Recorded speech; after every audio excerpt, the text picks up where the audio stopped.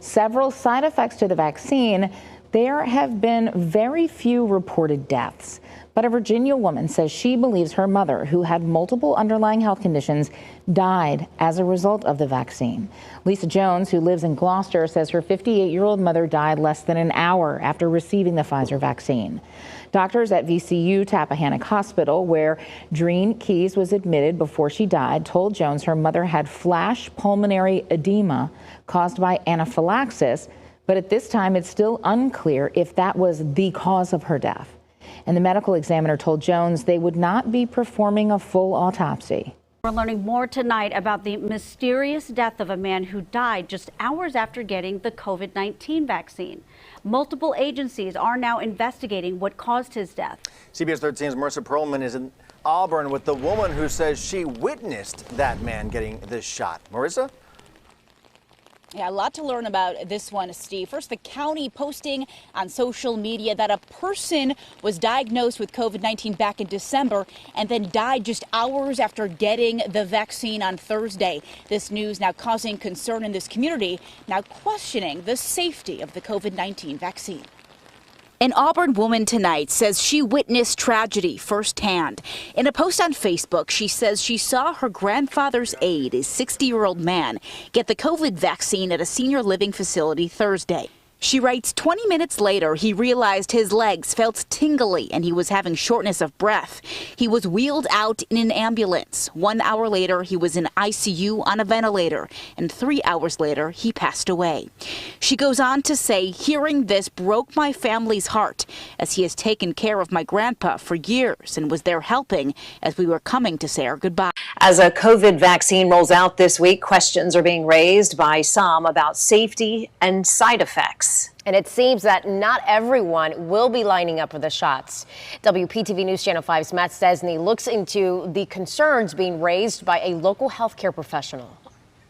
Jean Marie Naser is a nurse in Boca Raton who says she is not getting a vaccine for COVID. I've looked at the science, I've studied what they have put forth in their studies and their warnings, their precautions, and the side effects, and I am not comfortable to say that this is something that would be safe for myself. She says she found the information provided by Pfizer and available on the FDA's website. Not only that it's being rushed, they flat out admit that they didn't do the full study. They haven't provided that information, and that they say they'll follow up for 24 months. Meanwhile, we're seeing different reactions to the vaccine. A lot of people talking about this one. Take a look.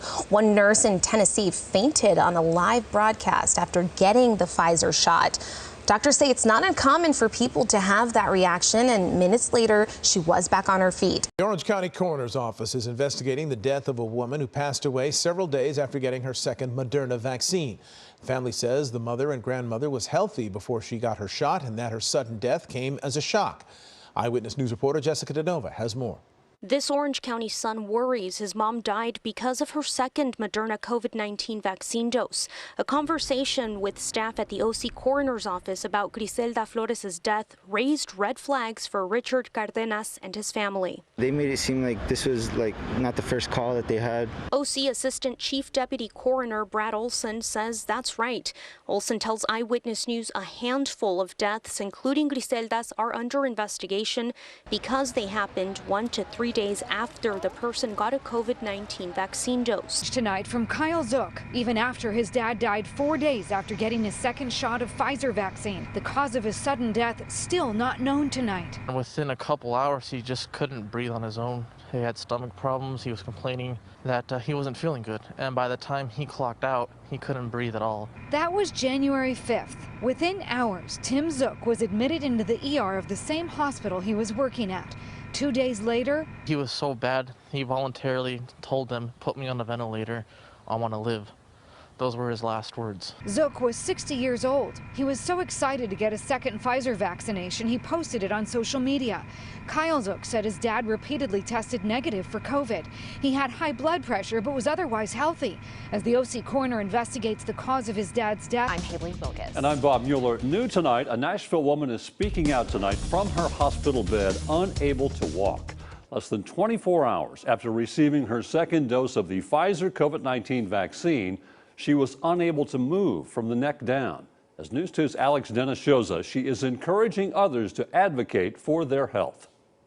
It's just like the worst nightmare I can ever imagine. Brandy Parker McFadden is confined to her hospital bed at Vanderbilt. Can you walk right now? No, I can't walk.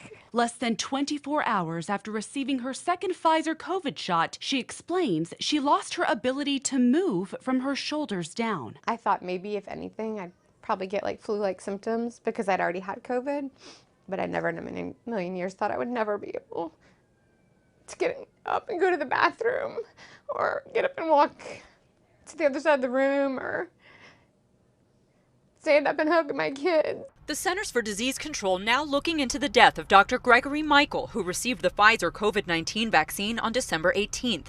The 56-year-old got the vaccine at Mount Sinai Medical Center, where he ran a private practice as an OBGYN for the last 15 years. A Facebook post by Michael's wife describes him as very healthy. She says 3 days after getting the shot, he noticed severe broken blood vessels on his feet and hands, prompting him to go to the emergency room. Diagnosed with something called immune thrombocytopenia, which prevents blood from clotting. After 2 weeks of treatment, she writes, he got a hemorrhagic stroke caused by the lack of platelets that took his life in a matter of minutes. A spokesperson for Mount Sinai citing patient privacy restrictions, telling us in a statement, to the extent that we are aware of an incident involving any patient, the appropriate agencies are contacted immediately and have our full cooperation. Florida's Department of Health confirming they referred the case to the CDC for investigation. A CDC spokesperson telling us they will evaluate the situation as more information becomes available and provide timely updates on what is known and any necessary actions. The vaccine manufacturer Pfizer-BioNTech also responding in a statement, saying they are aware of the death of a healthcare professional 16 days after receiving a first dose. We are actively investigating this case.